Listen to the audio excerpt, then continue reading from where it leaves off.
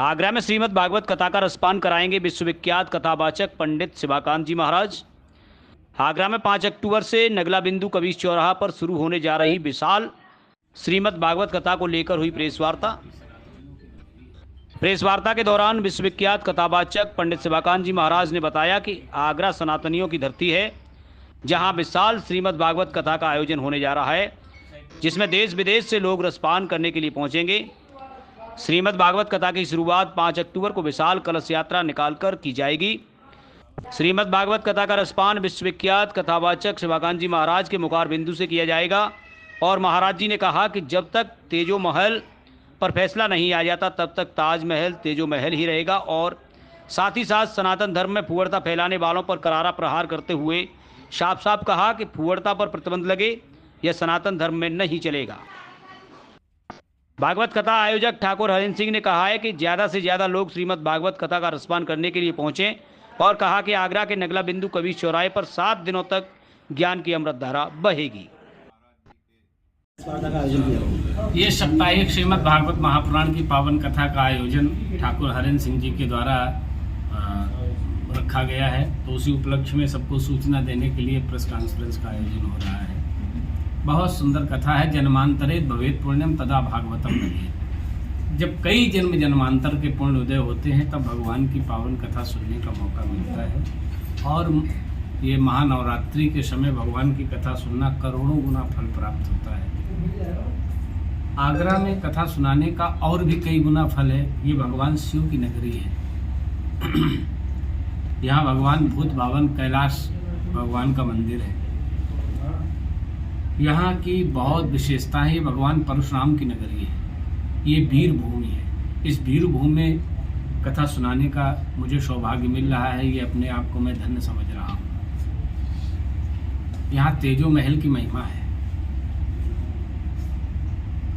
तो मेरा बड़ा सौभाग्य है इस कथा यहाँ कहने का मौका मिल रहा है, और अधिक से अधिक संख्या में लोग आ रहे हैं कथा में। विदेशों से भी लोग कथा में सम्मिलित हो रहे हैं तेजो महल को देखने के उद्देश्य से कि ये वास्तव में ताजमहल है या तेजो महल है, इसकी जानकारी के लिए और भी यूरोप से, इंग्लैंड से, युगांडा से और दुबई से कुछ से परिवार भी हमारे जो भक्तगण हैं वो मिल आ रहे हैं कथा में।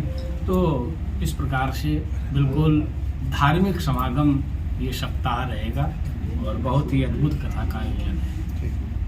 क्या वजह? देखिए, जब तक पूरी तरीके से कोर्ट से या अन्य जगह से इतिहासकारों के द्वारा जब तक इसका पूरा निर्णय नहीं आ जाता है या पुष्टि नहीं हो जाती है, तब तक हम उसको तेजो महल ही मान रहे हैं। कई सारे बिंदु हैं जिस पर विवाद खड़े हुए हैं। ताजमहल को लेकर जो वर्तमान में ताजमहल है और फिर तेजो महल है, जिसका विवाद दाखिल है न्यायालय में, उसकी सुनवाई चल रही है।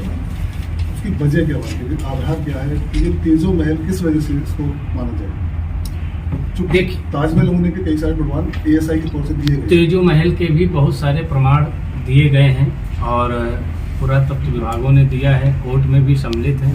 अब उसका जब तक फैसला नहीं आता है तब तक हम लोग प्रतीक्षा करते हैं। तेजो महल था है।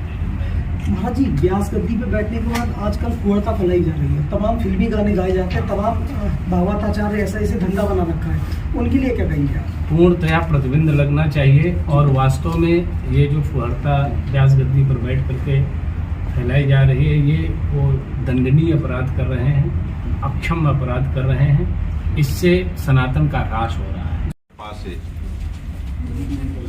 हमारे सौभाग्य हैं, पूर्वजों का आशीर्वाद है कि अंतर्राष्ट्रीय कथावाचक पूज्य शिवाकांत जी महाराज जी के मुख से हम सब इस कथा का रसपान करेंगे। हमारे पूर्व जन्म के ही सौभाग्य होंगे कि ऐसे विश्वविख्यात कथावाचक के मुख से हमारे आसपास के क्षेत्र ही नहीं, देश से नहीं विदेशों तक के उनके भक्तगण आ रहे हैं, और हमारे क्षेत्र में हर्ष और उल्लास का माहौल है। लोग स्वागत के लिए कथा सुनने के लिए उत्साहित हैं। आप सब लोगों से भी निवेदन है कि इस कथा को सुनने के लिए और 12 अक्टूबर को विशाल भंडारे में आप सब लोग सादर आमंत्रित हैं। सब लोग आएं और इस कथा का भी रसपान करें और प्रसाद ग्रहण करें।